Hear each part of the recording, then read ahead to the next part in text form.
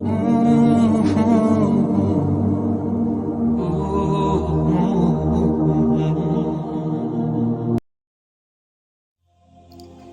تمہیں تہجد کے سجدوں کا عادی بنا سکتا ہے، وہ رب تمہاری لا حاصل دعاؤں کو حاصل بھی بنا سکتا ہے۔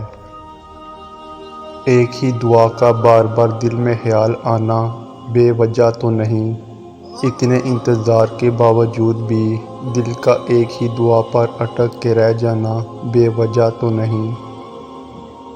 کیوں سوچتے ہو کہ اللہ واقف نہیں تمہارے درد سے؟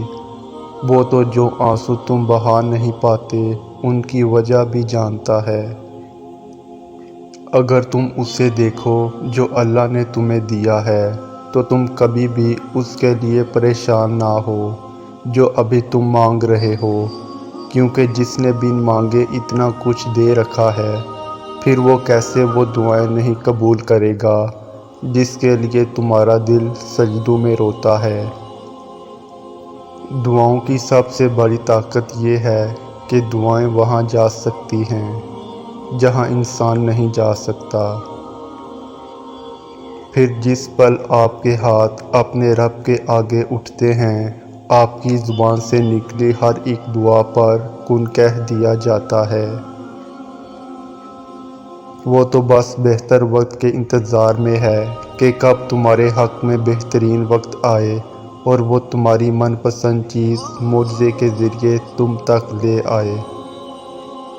کوئی اتفاق نہیں، یہ اللہ کی رضا ہے۔ لب پہ آنے والی ہر دعا قبولیت کی دعا ہے۔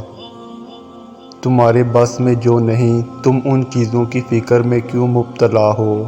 تم اپنے معاملات اللہ کے سپرد کر کے پرسکون کیوں نہیں ہو جاتے؟